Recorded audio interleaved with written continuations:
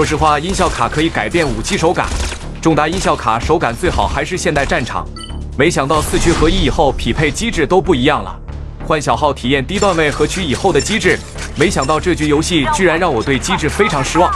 开局保卫1号位这种对局可以直接拉中门，基本没有太强的选手抽过点。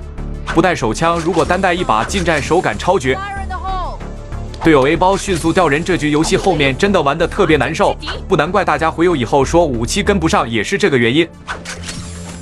看到我们就剩下2个这种低段局不能信队友的，听到队友在对枪，迅速拉位置。如果没有音效卡，手感特别飘，这是很多人说这把武器弹道奇怪不稳的原因。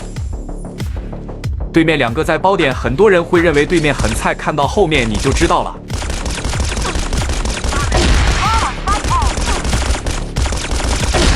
3点基本能压得住这把武器的。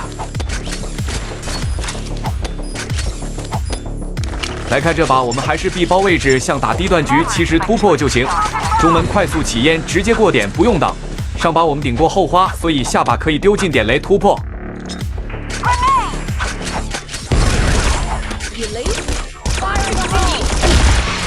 打完狗洞的直接拉时间差后花鬼跳就行。贴脸也是第一时间看的狗洞，我们可以提前枪。鬼跳抢时间差，注意对面回防贴左手。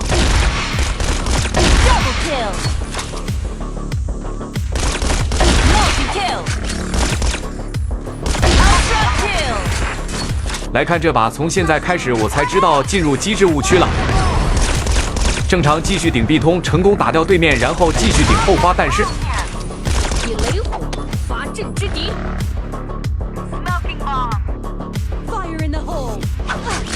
对面快速回狗洞，且基本都是80级左右选手，掉了1分，我还是选择打 B 这局，一直给我的 B 包位，队友也是4个看 A， 我就来看点。基本带上音效卡很秒，然后这把选择直接去后花，没想到对面还有一个用王者武器100多级选手，在现在枪胜局都是随机给一个枪皇，而在低段局我方会有一个厉害的，对方也有一个，但是4个队友的实力会有很大的差距。像这把我打 B 包以后，没想到队友一个不来 B 包，其实我这种对局就像很久没玩回游的对局。对面 A 包不跳人，我想去狗洞打回防的，听到 B 通去一个。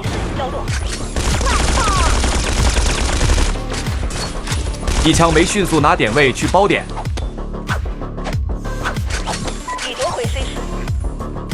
发现 B 包居然进一个1枪没尽量拉身位点射，对面快速回防，一个人打掉我们3个，掉1分。来看队友，非常离谱。来看下把怎么玩的，看对面那个厉害的一直在 A 包，我选择打 B， 因为卡 B 包是对面不怎么厉害的看点。没想到对面 B 包看2个人，可我们队友还是在家里。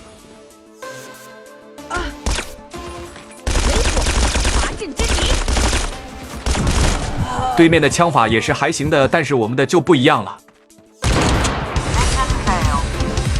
来看最后这把，我特地选择去 A 包抓对面厉害的选手，第一时间打掉以后，我以为就会赢了，所以快速上 A 包点。